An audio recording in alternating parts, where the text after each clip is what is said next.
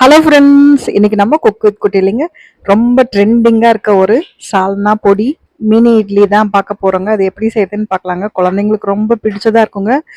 ரொம்ப ரொம்ப ரொம்ப டேஸ்ட்டாகவும் இருக்குங்க. அது வாங்க எப்படி செய்யறதுன்னு பார்க்கலாங்க. இது மாதிரி இரும்பு கடாய் இருந்துன்னா அது வச்சுக்கோங்க. இல்லைன்னா தோசை தவால செய்யுங்க. அப்போ தான் ரொம்ப டேஸ்ட்டாக இருக்குங்க. இது கூட எண்ணெய் வச்சு நல்லா கடாய் சூடான உடனேங்க எண்ணெய் வச்சு நெய் போட்டிருக்கேங்க. நெய் தான் இந்த பொடி இட்லிக்கு ரொம்ப வாசம் கொடுக்குங்க. அதுக்காக தான் இதில் நம்ம வீட்டில் அரைச்ச இட்லி பொடி தான் சேர்த்துருக்கோங்க. உங்ககிட்ட ரெடிமேடாக இட்லி பொடி இருந்ததுன்னா அது கூட சேர்த்துக்கலாங்க. அது சேர்த்துட்டு நம்ம வேக வச்சு வச்சுருக்க மினி இட்லி அது கூட போட்டு நல்லா பரட்டிடுங்க. இதில் தனி மிளகாத்தூள் கூட கொஞ்சமாக காரம் இல்லை, உங்கள் இட்லி பொடி காரம் இல்லைன்னா கொஞ்சம் தனி மிளகாத்தூள் கூட போட்டுக்கலாங்க. ஏன்னா நான் சேர்த்துலைங்க, எங்கள் இட்லி பொடி ரொம்ப காரமாக இருக்கும் அப்படிங்கிறதுனால நான் சேர்த்துல. இட்லி இட்லி பொடி உங்களுக்கு மைல்டாக இருந்ததுன்னா இதில் கூட தனி மிளகாத்தூள் காரப்பொடி கொஞ்சம் சேர்த்துக்கலாங்க. இப்போ இது நல்லா கோட்டாகிற மாதிரி பாண்ட் பண்ணி விட்டுருங்க. இட்லி பொடி நல்லா அது மேலே இட்லி மடை ஃபுல்லாக பாண்ட் ஆகிங்க. அதே மாதிரி நல்லா சூடாகி இட்லி மொறு மொறுன்னு ஆயிடுங்க. அந்த அளவுக்கு ஆனால் ஒன்றும் எடுத்து வச்சுடுங்க தனியாக. இப்போ அந்த பொடி இருந்தால் கூட அது ஒன்றும் மீதி இருந்தால் ஒன்றும் இது இல்லைங்க, பாண்ட் ஆகாமல் இருந்ததுன்னா. ஏன்னா அதை திரும்ப நம்ம சால்னா கூட கலக்க போகிறோங்க. அதனால தான். இப்போ அதே கடாயிலங்க எண்ணெய் விட்டுட்டு கொஞ்சம் தடிப்பாக இந்த இதுக்கெல்லாம் சேர்த்துவோம் இல்லைங்களாங்க, ஃப்ரைட் ரைஸ்க்கெல்லாம் வெங்காயம் போடுவோம் இல்லைங்களாங்க, அது மாதிரி கொஞ்சம் பெருசு பெருசாக இருக்க மாதிரி ஆனியன்ஸை கட் பண்ணிக்கோங்க. அது கூட நான் இன்னைக்கு எல்லோ கேப்சிகம் போட்டிருக்கேங்க. உங்ககிட்ட என்ன கேப்சிகம் இருக்கோ அதை சேர்த்துக்கோங்க. கேப்சிகம் சேர்த்து செய்கிறப்போ அது டேஸ்ட் ரொம்ப சூப்பராக இருக்குங்க. இப்போ அந்த ஆனியனும் கேப்சிகமும் அந்த ஆயிலே நல்லா ஃப்ரை ஆகணுங்க.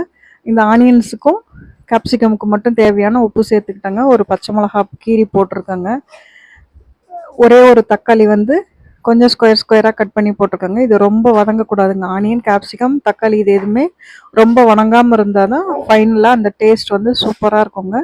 இப்போ நம்ம கருவேப்பிலை போட்டுக்கிறோங்க. கருவேப்பிலையும் நல்லா பொடிஞ்ச உடனே நம்ம பாருங்கள் அடுத்தது இப்போ தான் நம்ம மெயின் இன்க்ரீடியன்ட் சேர்த்துறோங்க. இது நான் சிக்கன் சால்னா சேர்த்துறேங்க. சிக்கன் சால்னா என்னங்க, நம்ம வீட்டில் செஞ்சோம் இல்லைங்களா, சிக்கன் குழம்பு அதுதான் சேர்த்திருக்கேங்க.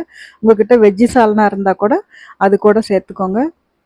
இந்த சால்னா ஓரளவுக்கு நல்லா சுண்டி கொதிச்ச உடனே அந்த வெங்காயத்தோட நல்லா பாண்டான உடனேங்க நம்ம பொடியோட பெரட்டி வச்சுருக்கோம் இல்லைங்களா, அந்த இட்லி இது கூட சேர்த்து நல்லா கலந்து விட்டுருங்க. இது ரொம்ப ட்ரையாகவும் இருக்கக்கூடாதுங்க, கொஞ்சம் லூஸாகவும் இருக்கக்கூடாது. இந்த அளவுக்கு ஆன உடனே பெரட்டி விட்டுட்டுங்க. இப்போது அப்படியே கொஞ்சம் தண்ணி மேலால் தெளித்து கூட நீங்கள் மூடி வைக்கலாங்க. இது கண்டிப்பாக தோசை தவாவில் செய்யணுங்க. நான் தோசை தவாவோட இந்த இரும்பு கடாயிலையும் அதே மாதிரி இருக்குங்கிறதுனால இரும்பு கடாயில் எடுத்துருக்கேங்க. நீங்கள் வீட்டில் செய்கிறப்போ இது மாதிரி பேன் இல்லைன்னா நீங்கள் கண்டிப்பாக தோசைக்கல்லில் செய்யுங்க. அப்போ தான் இந்த டேஸ்ட் நமக்கு கிடைக்குங்க. இது மாதிரி தட்டுக்கடை இருக்கு இல்லைங்களா ரோட்டில், அது இப்போ ரொம்ப ட்ரெண்டிங்காக இருக்குங்க. அவங்க தான் ரொம்ப ட்ரெண்டிங்கான டிஷ்ஷஸ்லாம் ஃபஸ்ட்டு கொண்டு வராங்க. இந்த ஆனியனு கேப்சிகம் எல்லாம் பாருங்கள் ரொம்ப க்ரன்ச்சியாக இருக்கணுங்க. ஆனால் நல்லா வெந்திருக்குங்க. அந்த மாதிரி எடுத்து பாருங்கள். அவ்வளோதாங்க, சூப்பரான நம்மளோட பொடி இட்லி சால்னா இட்லி ரெடி ஆகிடுச்சுங்க.